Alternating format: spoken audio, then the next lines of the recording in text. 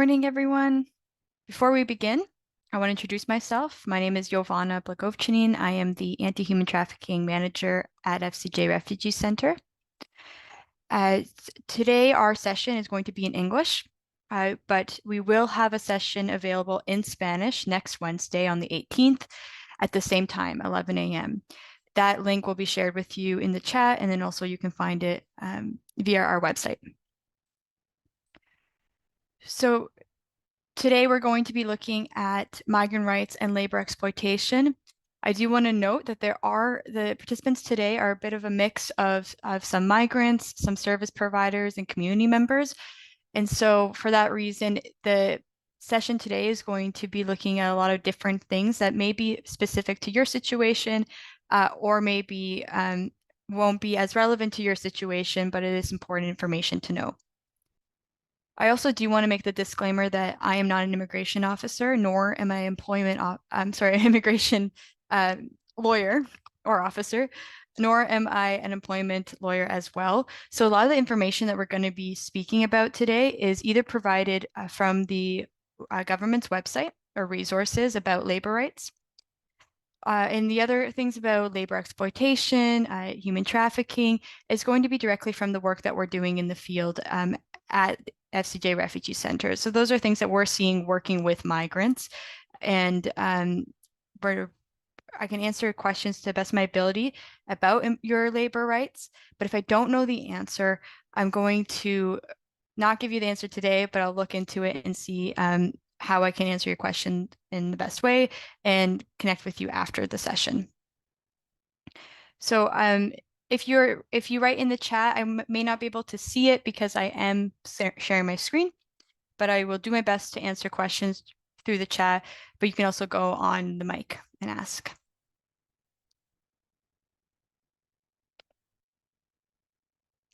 So if we want to always begin with our land acknowledgement, I know that we're all connecting virtually, so we may be connecting from different areas, but the FCJ Refugee Center is located in Toronto, in York. The land we're standing today is a traditional territory of many nations, including the Mississaugas of the Credit, the Anishinaabe and the Chippewa, and the Haudenosaunee and the Wendat peoples, and is now home to many diverse First Nations, Inuit, and Métis peoples. We also acknowledge that Toronto is covered by Treaty 13, signed with the Mississaugas of the Credit, and the Williams Treaty, signed with the multiple Mississaugas and Chippewa bands.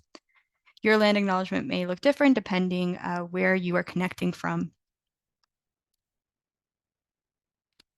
If you don't know who we are, FCJ Refugee Center is a nonprofit organization that serves migrants or uprooted people that vary in different immigration statuses. So this can include refugee claimants, migrant workers, international students, refugees, undocumented or out of status clients or individuals in the area. We welcome anyone to ask for advice, counsel, or support regarding any issues that they may be facing, specifically about their settlement needs or immigration needs, or even with their employment. We address systemic issues that newly arrived refugee claimants and persons with precarious status face in Canada, including lack of resources, marginalization, and discrimination. And we're quite unique because we do offer our services to those who are out of status. If you do work in the sector or you are a migrant yourself, you may see this through personal experience that there are limited resources and services for those who do not have immigration status in Canada. And so we are proud and happy to be able to be providing services to all migrants. Our services have a large variety. We do have settlement integration programming, where we have transitional housing for women and children, a refugee housing hub for newly arrived refugees, a food distribution program, English classes, youth programming, access to education. We have other kinds of immigration supports. We have public education networking, where we are providing webinars and training sessions. We have a podcast, a YouTube channel. We are always putting out new resources about policy changes and anything that might impact the community that we're working with. And then we have our anti-human trafficking program as well, which I will speak a little bit more about in detail. Today, after this workshop, I'm hoping that you understand your labor rights in Canada a little bit more, that you understand who's vulnerable to exploitation and trafficking in Canada, that you recognize the signs of exploitation. You learn how to protect yourself if you're in an abusive or exploitive situation, and we will be able to analyze available and potential immigration remedies for victims of exploitation. In our anti-human trafficking work at FCJ, we do work directly with clients, but we also do a lot of advocacy work as well. So we are pretty active in the community. We founded the Toronto Counter Human Trafficking Network, where it is a network of organizations in Toronto working in the counter human trafficking sector with different focuses that we meet and discuss best practices, news and programming, and any kind of issues that may arise in the sector. We are a member of the Canadian Council for Refugee Steering Committee Against Human Trafficking. We have a Youth Alliance Against Human Trafficking, which is a youth-led project aimed at the prevention of exploitation of youth, where there's a steering committee that youth can be a part of. There are different kinds of workshops and seminars and different advocacy opportunities as well. We have the Migrant Women's Counter Human Trafficking Alliance, which is similar to the Youth Alliance, but it is geared towards women or those who identify as women, and it's for anyone that may be at risk of exploitation, have experienced exploitation, or any sorts of forms of domestic or family violence. And then we have the Migrant Workers Mobile Program. This program is where we connect with migrant workers across Canada, sometimes going to rural and remote areas and supporting them with their immigration status or any other needs that they may have. We want to raise awareness about labor exploitation and human trafficking. We work directly with clients to provide case management support. We work in collaboration with other organizations as well to be able to provide all the supports that maybe we cannot provide ourselves.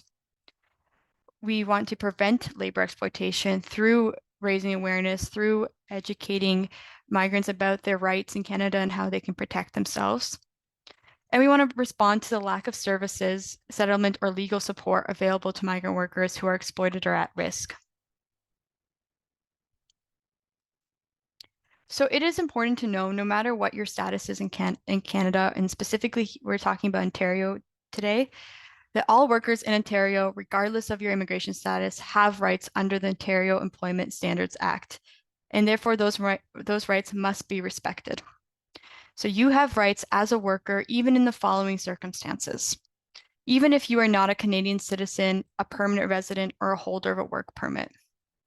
You have rights in Ontario even if you work in your home or someone else's home. You have rights in Ontario even if you just started the job, or if your job is full-time, part-time, or temporary. You also have rights if you must work in different places at different times to do the job. So the Ontario Employment Standards Act is what covers all workers in Ontario, regardless of status. However, I will say that there are some exceptions of some of the sections in the Ontario Employment Standards Act, depending on certain occupations. So it's not because you are a migrant worker that you may be, there may be exception. For example, minimum wage, there are some exceptions for occupations, different occupations. And it's not because you're a migrant worker, but it's because of the occupation itself. So anyone in that occupation would have the same sort of rule applied to them. So these are just some basics that the Ontario Employment Standards Act covers. And I'm going to try to go through them a little bit quickly because I want to be able to get through how to recognize signs of exploitation. So the first one is hours of work. In most jobs, regular hours of work are 8 hours a day, but they cannot exceed 13 hours. The regular work week cannot be more than 48 hours. You have the right to refuse unless you've already agreed in writing to work longer hours. So if you agree to longer hours in writing, then you also have the right to cancel that agreement, and this can be enforced in 2 weeks. So the rules of work, and we say this kind of at the bottom here, the rules of work may not apply if you agreed in writing to different rules. So sometimes your contract is going to look different and there's different hours of work that you may have agreed to, but this must be in writing, either in your contract or a different kind of signed document. The minimum wage in Ontario has increased on October 1st to $16.55 an hour. So this is the minimum wage in Ontario. Your rest periods and breaks, every week you're entitled to 24 consecutive hours off, and every 2 weeks you are entitled to 48 continuous hours off. Your time off can be any day of the week. So in a lot of cases, you'll see that you have Saturday, Sunday off, but it does not need to be the weekend, although it's common. It could be different days. It could be in the middle of the week as well. It just depends on the type of work you're doing and your contract. You must receive a 30-minute unpaid meal break if you work a shift of more than 5 hours. So if you're working a regular 8-hour day, then you do need to receive a half-hour break sometime in that day. You can also split it into two 15-minute breaks, and you may arrange that with your employer. For vacation, after you worked for the same employer for 1 year, you are eligible for a paid vacation of 2 weeks. If you are entitled to more vacation days, this will be indicated in your contract. So this is the standard that after a year, you're entitled to 2 weeks. In a lot of cases, you will be offered the 2 weeks vacation after your probation of 3 months. It just depends on your employer. But the standard is that after 1 year, you are eligible for 2 weeks of vacation. All workers are also entitled to 4% vacation pay in addition to the regular wages. This vacation pay may show up in your pay stub and be included into your pay, so a 4% included into your pay, or it may be accumulating, so you can ask for that pay when you go on vacation or when you leave your job. For public holidays, you must have the day off, and if you're working on that day, you must be paid more. Generally, it's time and a half. On or before your payday, your employer must give you a statement of your wages. So this is called a pay stub. And on your pay stub, it should include your rate of pay, how much you make in an hour, your pay period covered. Sometimes it's weekly, it's 2 weeks, or it's a month. Your wages for that period, before and after any deductions, and the amount and reason for any deductions. If you do not understand your deductions, you should ask your employer or your HR, whoever is issuing your pay stub and who you're in contact with, to explain the deductions. If you see something that you don't think you agree to, that you don't understand, then please speak to your employer and ask for an explanation of that deduction.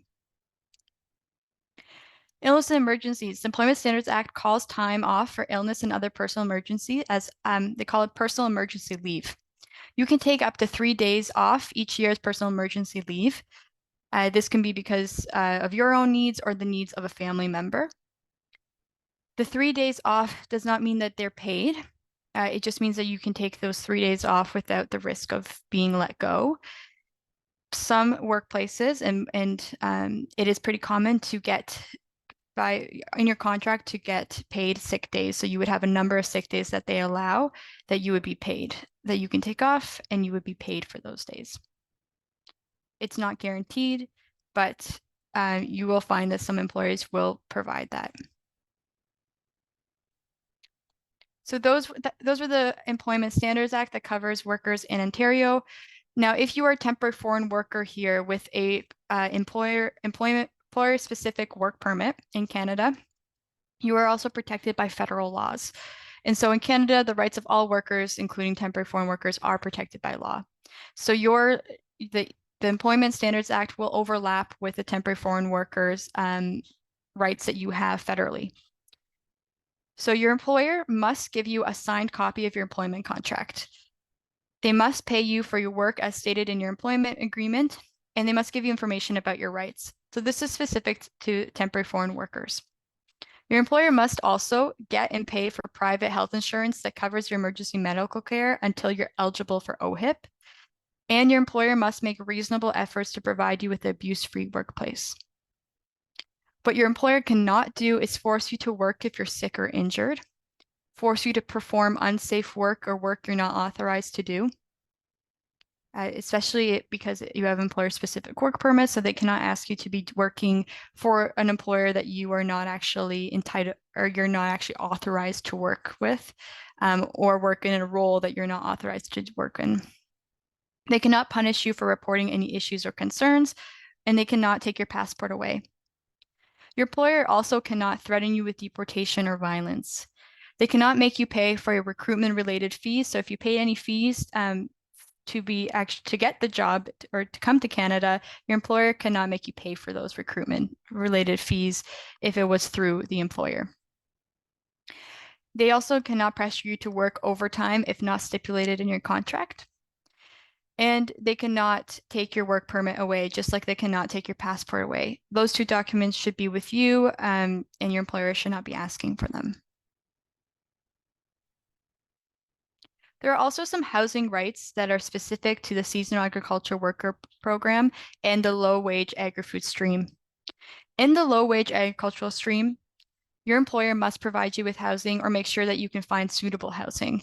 And they may deduct housing costs from your pay, but it has to be stated in your contract, and the price must be similar to the cost of comparable housing in wages for accommodation. Or sorry, housing in the area. And they can deduct $30 a week from your wages for accommodation. If your position is considered high skilled and you're provided with accommodation off the farm, up to 30% of your monthly earnings could be deducted for housing costs. Your housing could be shared or it could be private. It's pretty common to have shared housing where you are sharing the kitchen, bathroom, sometimes rooms as well. If you have a problem with your housing and your employer is not responding to it, you can try to contact a community agency, a worker advocacy organization, or community legal clinic. They can put you in touch with appropriate agency that can help you. If they cannot support you, you can always contact FCJ Refugee Center, and we can try to connect you with the right agency or try to support you ourselves.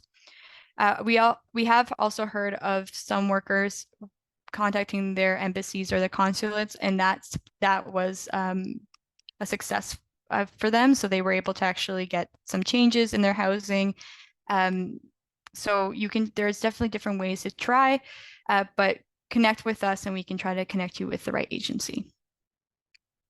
In the seasonal agriculture worker program, it is a little bit different because your employer must provide you with adequate housing at no cost to you. So this is when you are here only for the season. Your accommodation should be safe, clean, weatherproof, have sufficient lighting and ventilation, access to hot and cold water, and it should be enough room for the amount of people that are living in there as well. You should have access to a washing machine or dryer, and your employer should try to take you to a laundromat at least once a week if you do not have a washer or dryer. It's common again to share your accommodation with other farm workers, so you could be sleeping in a room with other workers, sharing a kitchen, sharing a bathroom, as long as there's enough space and enough equipment, enough bathroom or enough toilets, enough showers for all the people living in there. It's not overcrowded, then that could be okay. But if you are having, again, issues with your housing, you can contact FCJ Refugee Center or another migrant rights advocacy organization that can support you. Now, this protects all workers in Ontario as well. The Ontario Human Rights Code states that employers cannot treat you unfairly or discriminate against you because of your age, your ancestry, color, race, your citizenship, your ethnic origin, your place of origin, your creed, so your religions, your beliefs, your disability, your family status, your marital status, your gender identity, gender expression, your receipt of public assistance when you're looking for housing, any record of offenses, your sex, or your sexual orientation. These are known as protected grounds. So this applies to all workers. It does not matter what your status is or what kind of occupation you're working in. This protects all workers. There's also another layer of protection in Ontario. It's the Occupation Health and Safety Act. So there are 3 rights under this act. One is that you have the right to know about any possible danger or risk to your health and safety which may exist in your work or your workplace. You have the right to participate in a health and safety joint committee. You can act as a representative to represent them, where you can hear concerns or complaints and support the workers. You have the right to refuse unsafe work. If you consider the work to be a danger to your health or to the health of others, or if you are in danger of being victim of violence by someone else at the workplace, you have the right to refuse that work. You must inform your supervisor immediately and explain your reason. So if there is something that you feel that you have it's faulty machinery that you think could cause an injury, if there's something that you're being asked to do without the proper training, you can refuse this and speak to your supervisor and explain the reasoning why you've refused the unsafe work.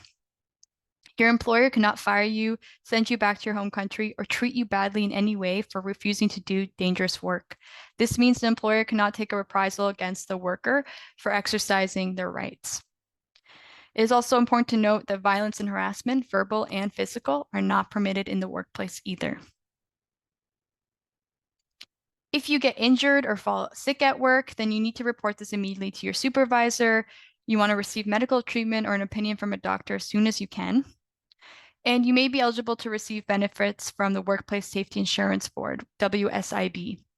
You need to file a report about your injury and illness with WSIB, and then you must inform the doctor your injury took place at work. So often, if you do get injured at work and you go to the hospital, the doctor, they will ask if it happened at work, and if they don't, you can let them know, and then they'll start that report with WSIB. You can find the forms on the WSIB website, or you can call them as well.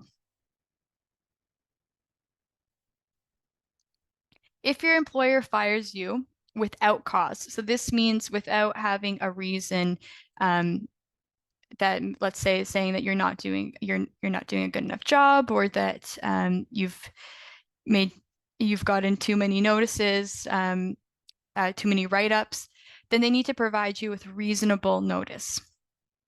So if you work 3 months in a row or more, your employer must provide you with either prior written notice or a payment in lieu of notice, or a combination of both. But these rules do not apply if your employer fired you with cause. So that's if they are blaming you for misconduct, saying that you made a mistake, that you're not doing the job correctly. And so they have a reason to be firing you or letting you go. So now that we spoke about rights, we want to look at labor exploitation. So what happens when these rights are being violated, when a worker is being abused in the workplace? What does that look like?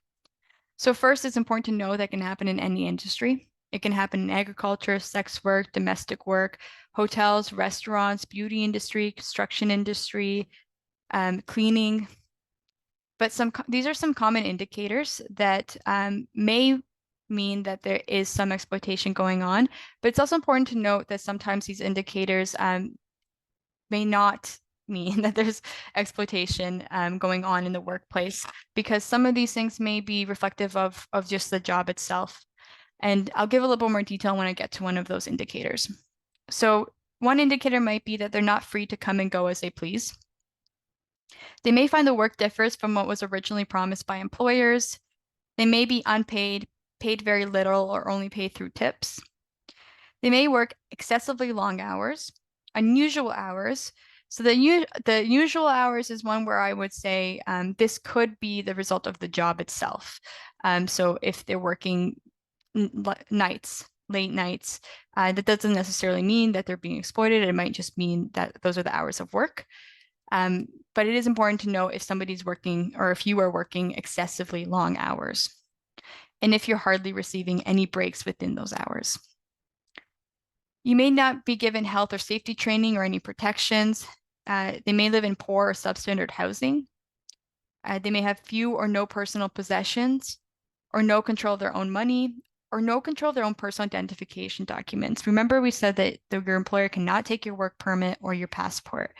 So those things you always want to have yourself and not have your employer hold, because that can be a way for them to control you. They may not be given the opportunity to speak for themselves, or they may not be able to negotiate their own working conditions as well. This is the definition of human trafficking according to the UN Palermo Protocol. It's a bit wordy. The most important thing is to see that there's a recruitment, transportation, transfer, harboring, or receipt of a person's by the means of threat or use of force or other forms of coercion, of abduction, of fraud, of deception, of the abuse of power, or the position of vulnerability. And it's always for the purpose of exploitation. So this is a bit of a long definition, but we're going to break it down. So we want to look at act, what is done, means, how is it done, and purpose, why is it done. The act could be the recruitment, transportation, transfer, harboring, or receipt of persons. The means could be through threats, through coercion, through fraud, deception, the abuse of power. And the purpose of this could be for forced labor, for sexual exploitation, for forced marriage, for domestic servitude, or the removal of organs. And when we are looking at cases at FCJ Refugee Center, we're dealing a lot with international trafficking. So this is when the crime of trafficking sees an international boundary crossed. So that means that someone may be transported or recruited from another country coming to Canada, and they cross that border. But with domestic trafficking, it's the entirety of the trafficking, including the recruitment, occurs in the country's borders, and no international boundary is crossed. Often migrants, when they are victims of human trafficking, it's usually international trafficking because usually they're recruited from their country of origin. It's important to understand the challenges and factors of vulnerability when it comes to migrants who are being exploited or trafficked, and understanding why it may be difficult to leave the situation or to find support. So one reason might be that there's a limited understanding of their rights. They don't understand that they have labor rights or any other kinds of rights in Canada or Ontario. If they do, there may be a limited access to those rights, supports, and services. This could be because they're in a rural and remote area, or it could be because they're not sure really how to exercise their rights. They may be reluctant to seek support due to fear. So they may fear the law enforcement, authorities, or the trafficker employer themselves. They may have a language barrier, so they may not speak English very well. They may have restrictions on the work that they do. So if they have they don't have a work permit, or they have a specific employer-specific work permit, this might mean that they aren't sure if they can leave the job that they have or the work that they're doing because they're not sure if they're going to be able to find any other ways to support themselves financially. Without a work permit, they might not be able to find anyone else that will hire them without a work permit. And with an employer-specific work permit, it's very challenging to change the conditions of your work permit. And it's a complicated process. And so that makes people feel that they are tied to their employer and they can only work for their employer. There may be limited tools to report abuse. So even if they're facing abuse, there's only so many avenues that they can really go to be able to report this abuse. They may depend on the trafficker, abuser, or the employer. They could depend on them for community, for income, for housing, for food, for safety even. They may not recognize their situation as exploitative or to identify as a victim or survivor of exploitation or human trafficking. So we wouldn't want to label anyone as such, but we do want them to be able to recognize if their rights are being violated. So really quickly, we did write a report. We conducted some focus groups with the support of the legal assistance of Windsor, with migrant workers across Ontario and Leamington and London and in the GTA. And we wrote a report with the Canadian Centre to End Human Trafficking. It happens here, labor exploitation among migrant workers during the pandemic findings. There's 5 key findings that you may already be aware of, but it is important to see that migrant workers have a limited understanding of their rights. Many migrant workers are not aware that labor trafficking occurs in Canada. They think that Canada is going to be safe, and then they're very surprised to find out that there are people here who are looking to exploit migrants as well. There are migrant workers that are frustrated by policies that make it difficult to acquire permanent residency status. It's very difficult for a migrant worker, especially a seasonal worker or someone in the low wage streams, to be able to become a permanent resident in Canada, no matter if they've been working in Canada for years or for decades. They have challenges being able to become a permanent resident. Migrant workers' primary concern is family separation, followed by low wages, employer discrimination, and safety training, or their lack of safety training. And during COVID, migrant workers had access to vaccines, but the employers jeopardized their safety by failing to implement other public health measures. So social distancing, getting them to an actual doctor to be able to actually have a doctor's appointment, those kinds of things that everybody was practicing during the pandemic. So some trends that we're seeing right now from working with migrant workers um, and this is, but now we're going to look at this temporary foreign worker program. So this is for workers who are here with employer-specific work permit. A lot of the times we see different forms of physical abuse. And so this isn't limited to these, but this is really common. So a form of physical abuse is forcing workers to perform unsafe work or work while sick. They're also providing unsafe, overcrowded, unsanitary housing or bunkhouses. We also often see that workers are forced to either handle or be exposed to harsh chemicals without protection. And they work extremely long hours with very few breaks, which pushes their physical health to limits, often resulting in them getting sick or impacting their mental health as well. Another form of is psychological abuse, and different ways that we are seeing that migrant workers are being psychologically abused is that they may be threatened with deportation or loss of job. If you don't do this, I'm going to send you back to your country of origin or replace you with a new worker. They may face racial discrimination. Uh, and so a lot of the times workers will say that they're given harder tasks than other groups of workers there. And also they're often pitted against each other. We hear from that's Jamaican workers saying that their employer is saying that they don't work as fast as the Guatemalan workers. And so the employer is pitting them against each other as a way to make them competitive. This also causes extremely hostile work environments where they're criticized often, disrespected, and verbally abused.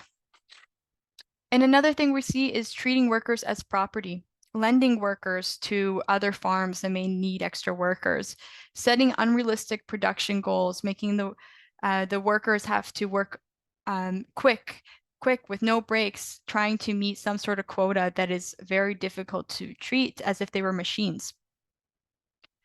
We also see a lot of financial abuse as well, where we see that workers will come to Canada thinking that they're going to be paid a certain amount by hour. Let's say before it was 15 an hour, but then when they get here, they're actually paid for piecework, so or by weight. So if there is a worker who is harvesting and picking strawberries, they might find that they're actually going to be paid by how many strawberries they can pick instead of by hour. Or in the case of chicken catchers, how many chickens they can catch. And then they're paid by that weight of how big those chickens are. And this is unfair, as workers are then forced to have to work nonstop, quickly, only to be able to try to make some sort of livable wage. And it creates this expectation on them where they can't stop working even to go to the bathroom, just because they need to try to make as much money as they can. And oftentimes they also have no way to actually verify if they're being paid correctly, if they actually are being paid for the amount of strawberries that they picked or the chickens they catched. Another thing we're seeing is a lot of illegal or unfair deductions. So we see that a lot of workers, for example, workers who are here seasonally from Jamaica, they have a Jamaican liaison that's supposed to work as a liaison from their government with the Canadian government.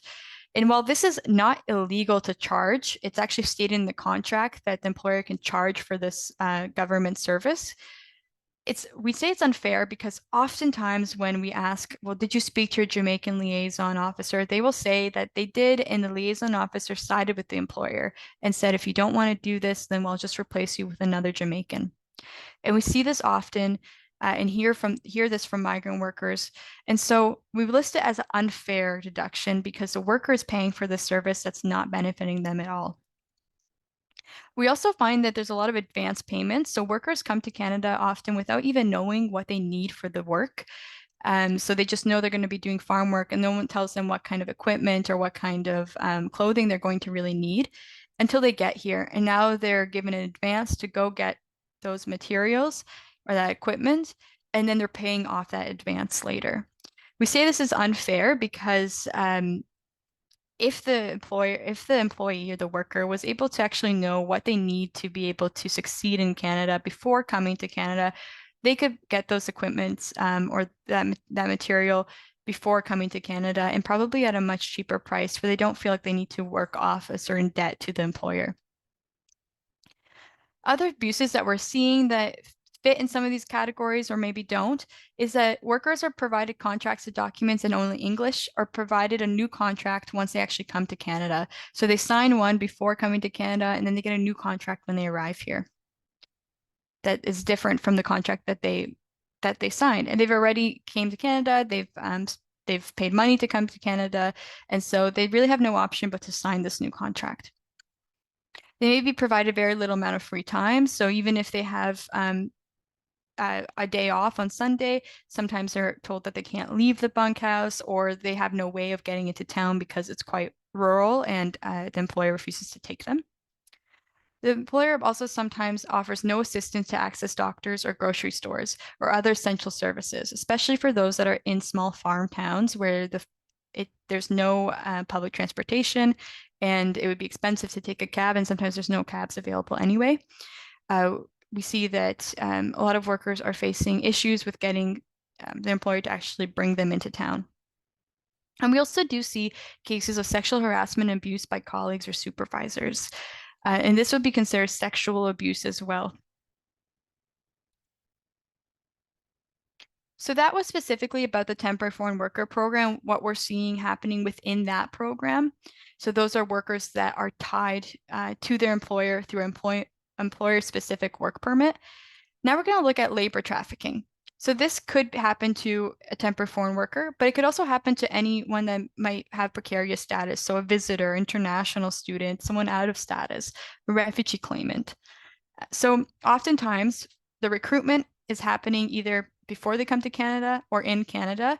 And we often are seeing it's happening through Facebook or third-party agencies or recruiters.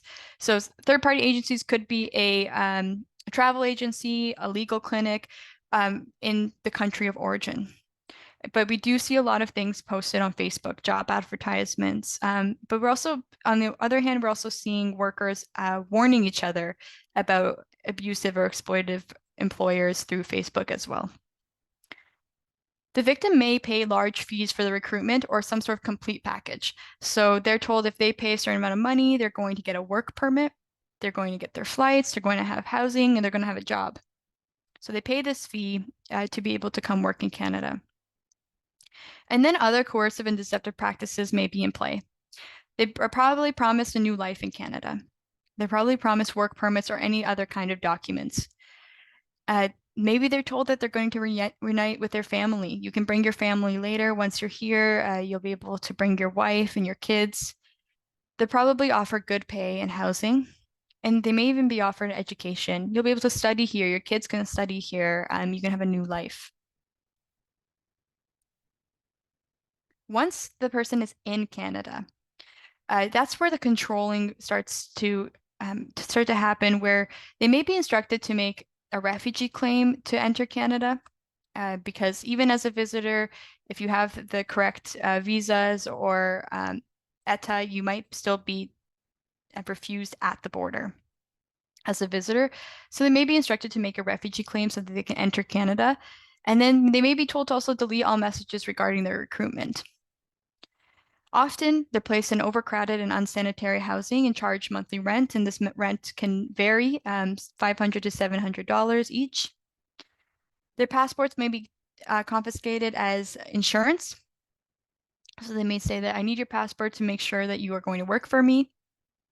There may be debt bondage in place. So this could be to the employer or the recruiter saying that you owe me money for this job or for rent, and you need to work it off for me. So they're working to pay off this debt.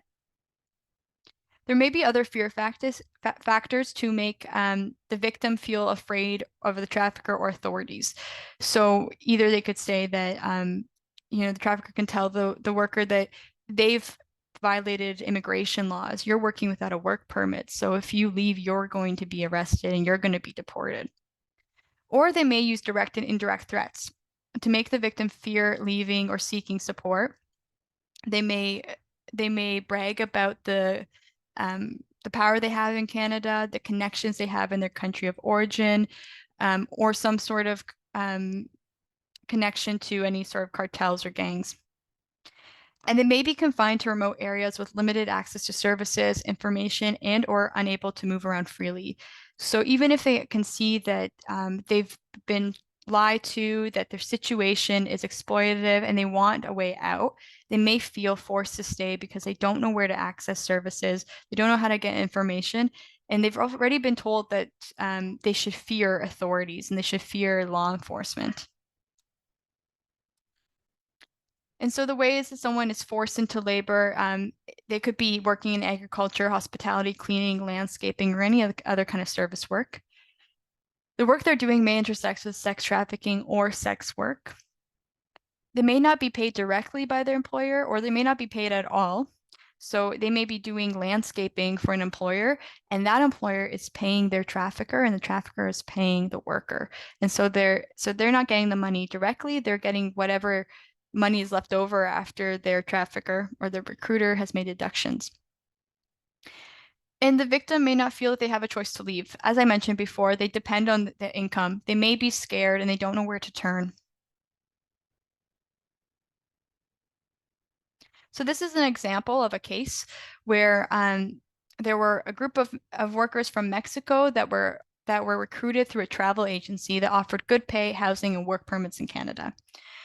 The trafficker had connections in Mexico with these agencies, so she went back and forth and made these kinds of connections to be able to recruit workers to come. The victims paid high fees to come to Canada and secure their jobs. And once they arrived, they were told that they were going to be picked up from the airport, but they needed to pay to be picked up from the airport. They needed to pay for their first and last month's rent, and they needed to hand in their passports for insurance. If they did not have the money to pay for all that at once, they said, no problem, don't worry, you're going to make so much money in Canada, you'll work this off for me. In reality, this wasn't true. All the pay that they got went to paying off this debt. They were taken to housing where they shared rooms and air mattresses with other workers, some not having any air mattress at all or any mattress at all and sleeping on the floor. And they were told they couldn't cook in the home, so they had to pay a weekly amount for food, and somebody was then ordered to make the food for everyone. Then the trafficker placed them in different service jobs across the city and only paid them after making deductions for any of the reasons that I listed. So rent, for food. They were even being charged for sheets and pillows. So they only were left with a few $100s a month. The trafficker bragged about her wealth. She bragged about her influence, her connections back home, saying nobody could cross her, and she instilled this fear in the workers that they could not go against her. So they were afraid to leave their housing because they were told if a group of them left the housing, the people would catch on and report them to CBSA, and then they would be deported. So then they felt that they needed to stay. The trafficker was verbally abusive. She was controlling, aggressive, especially when intoxicated, and made them really uncomfortable and afraid. With this case, the workers were supported in leaving the situation and getting some temporary status. But unfortunately, because the trafficker pleaded guilty in court and was sentenced, the case was concluded. There were no more court dates, and all of the victims in the case were left without status and limited options to be able to regain status in Canada. So what can you do if you're being abused or exploited? So there is one remedy for workers who are here with a closed work permit. So the employer-specific work permit, either a seasonal worker or in the temporary foreign worker program, and they're facing abuse in the workplace or at risk of facing abuse. They can apply for an open work permit for vulnerable workers. This is a temporary open work permit. It's transitional. It allows the worker to be able to leave their abusive employer if they haven't already and work for any employer while they look for another employer with the LMIA to get another employer-specific work permit. So immigration will consider abuse in different categories: physical abuse, which could be anything that may put your physical health at risk. And some of the things that I mentioned before fit into this category. It could be sexual abuse. It could be psychological abuse. So this is some of the things I mentioned, anything that really impacts your mental health. It could be financial abuse, so not paying the wages owed, charging fees to workers that for work that does not exist, deductions that are illegal, any sort of wage theft. But the abuses have to be proven. So it does mean that there needs to be evidence. And the issue with this is that oftentimes a lot of the abuse is happening verbally. They're being yelled at, they're being discriminated against, and it's difficult to have evidence of this, especially if you don't know to record it. So it is important that if anything goes wrong in the workplace, if you start to feel like there's something that isn't right, you want to start making records. So either record what happened in a notebook saying on this day, this happened. This is how many hours I worked. This is how much I got paid. Keep your pay stubs. Keep a copy of your contract. Save any written communication with your employer. Anything that you can prove that what you're saying is true will support you in applying for this kind of open work permit.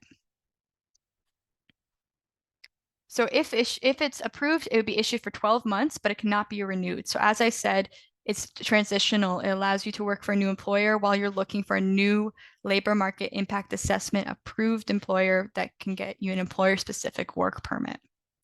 It's also not a travel document, so it doesn't allow you to leave the country and return. You still need to have the appropriate visas to be able to enter. It just authorizes you to work in Canada. You can only apply before your employer-specific work permit expires. So once that permit expires, you cannot apply. Immigration may want to interview before making a decision, so that is a normal practice. The application is free, which is great. So if you can apply, and usually it's processed. It's supposed to be processed in 5 business days, and sometimes that's true, and sometimes we're seeing that it does take a month or so. If you have spousal dependents here, they could also be eligible. FCJ Refugee Center does support with these applications. There are other legal clinics that may support as well. And so you can always reach out to us if you are in a situation where you're being abused in the workplace. You can reach out to us and we can see if this is an option for you if you're eligible. It does require you to be able to tie yourself to a new employer at the end of this work permit. That's really important to remember because a lot of the time someone will get an open work permit for vulnerable workers, and at the end of that 12 months, they want to extend the open work permit, and you can't. You cannot extend it unless you were still facing abuse in the workplace. So it is important to have a detailed narrative and all the evidence that we can have to be able to prove that you've either experienced abuse or you are at risk of facing abuse. There are some limits. It is important to know that it's not a perfect solution. There is inconsistencies in what evidence of abuse is accepted. Sometimes officers don't apply the same guidelines consistently. It could be a short time period of just 12 months. So it's not a lot of time to be able to recover, especially if you face some sort of trauma. It's only available to those with a valid employer-specific work permit. So if your permit is expired or you do not have a work permit, this is not an application that you are eligible for. Again, like I mentioned a few times, you need to tie yourselves to a new employer again after this with an employer-specific work permit. So this may leave the worker vulnerable to exploitation once again. And sometimes exploitation that someone might experience does not meet the definition of abuse according to immigration. And so there may be instances of exploitation in the workplace, but it's just not meeting their immigration's definition. And so they're probably going to be refused. If there is a victim of trafficking, human trafficking for sexual or labor exploitation, there is a temporary resident permit for those who are out of status and have experienced trafficking in Canada. If they're with their family members, their spouse or their dependents, they can also apply for a temporary resident permit, and they could be eligible to receive one. It's not a guarantee, of course. If they're approved for a temporary resident permit, they could be approved for an open work permit or study permit. And they also could receive the interim federal health plan, which includes counseling, which is the same health plan that refugee claimants and refugees receive as well. The issue with the temporary resident permit is a very challenging application. There's not a high approval rate. There's long processing times. There's inconsistencies of who's accepted and who's refused. Immigration officers don't always apply the same guidelines consistently. The first time you apply as a victim of trafficking, it is a free application, but every subsequent application, there is a fee of $355 for the temporary resident permit and work permit. The interview can be difficult for the survivor and not trauma informed, because often if you are interviewed, you're asked about the situation, and it can be invasive for somebody who is still recovering from what they went through. If the first temporary resident permit is usually issued for only 6 months, so that is very short. It's a short-term temporary resident permit. After, you can apply for a subsequent one. It could be issued for 1 year or up to 3 years. But it could also be issued again for 6 months. It really is going to depend on the officer that is processing it. And there's no guarantee that you will be issued a subsequent application. The victim that applies may not be deemed a victim of human trafficking if immigration does not believe that they are a victim of human trafficking. So they may be refused as a victim, but they could be issued a temporary resident permit as a witness if they are engaging with law enforcement and supporting some sort of investigation or may testify in court. This puts the person in a difficult situation because some people don't want to speak with law enforcement. They don't want to be asked to testify in court. And so it may pressure a victim to feel like they need to do this just to be able to get status in Canada. There's no right for family reunification until you're permanent resident, so you won't be able to bring your family from your country of origin just because you have a temporary resident permit. It is a difficult pathway to permanent residency. It would require you to have a TRP for 5 consecutive years, which is very challenging. And also, immigration automatically consults with CBSA and law enforcement. So there are risks to the application because you are indicating to immigration that you've worked without authorization. And so if you are refused, you're kind of signaling to CBSA and immigration that you're here and you've worked without a work permit. This is available to anyone here. It's the Ministry of Labor Claims and Complaints. I'm going to try to wrap up quickly so people can ask questions. The Ministry of Labor Claims and Complaints are open to anyone in Ontario. Every province has a different Ministry of Labor that they may have a different process. So I'm specifically talking about Ontario. You have the right to file a claim with the Ministry of Labor for unpaid wages. It does not matter if you worked without a work permit or if you worked a cash job, anything like that. You are able to file a claim with the Ministry of Labor if you are not paid for all of the wages that you earned. This process can be done online, and if you win your claim, your employer will need to pay the owed wages. There's also another option, which is making a complaint. So if your employer is breaking any other labor laws or those Health and Safety Occupation Act the laws that we spoke about earlier, you can make a complaint to the Ministry of Labor as well. They can investigate the employer without a reason, and this may result in fines and compensation.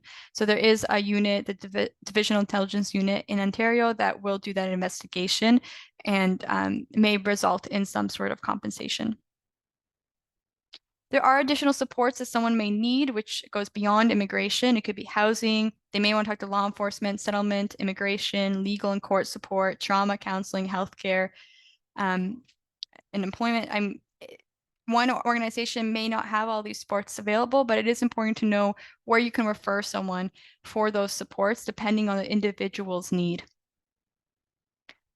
We want to break this cycle of exploitation by being able to go to rural and remote areas so people aren't working in isolation, giving information and that support in places where migrant workers are. We want to be able to provide it in different languages so that we can break those language barriers down. and be able to support them in accessing those government services that they are entitled to. When you're working with any survivor, you do not want to react verbally, physically to communicate disgust or shock. You don't want to dispute facts or comment on motivations. You just want to listen.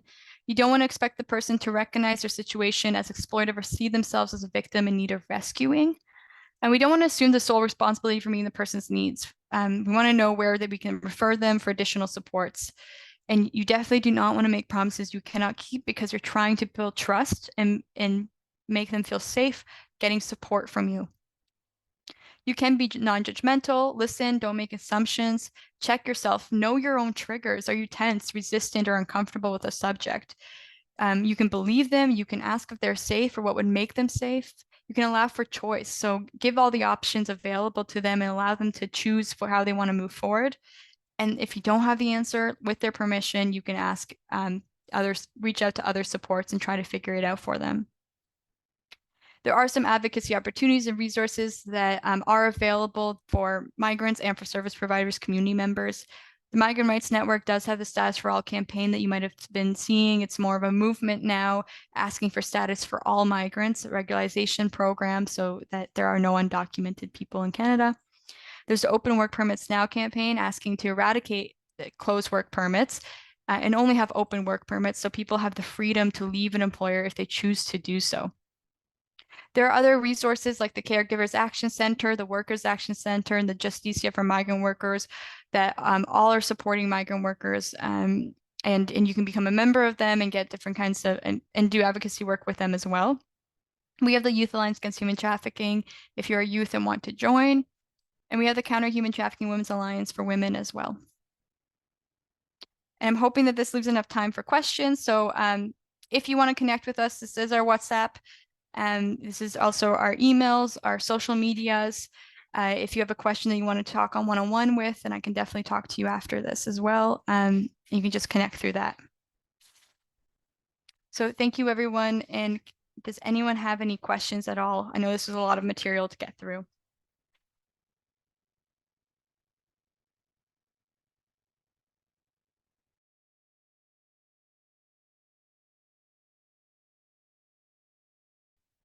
It doesn't look like we have any questions. Okay, so if that's all, I think we're then just right on time. I'm going to put my email in chat so that if you do have questions regarding anything that we spoke about, I can try to answer that for you. If I don't know the answer, again, I will try to figure it out for you so that I'm not giving you false information. So I'm just going to write that in the chat. So thanks everyone for joining today. I hope that you see how many times we have to report a company when don't pay.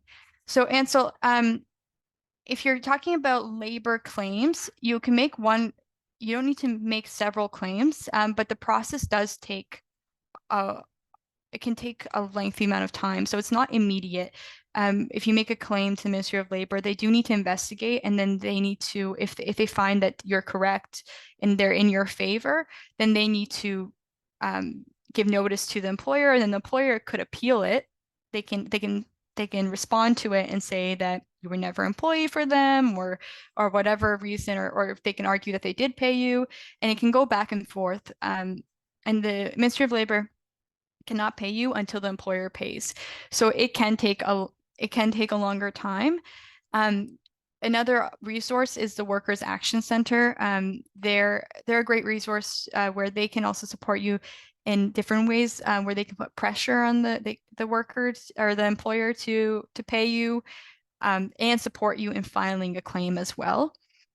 You can make a complaint, like I mentioned, that could be an anonymous complaint to the Ministry of Labor, where they would investigate the employer. But again, it's the same thing. It's not going to be immediate because they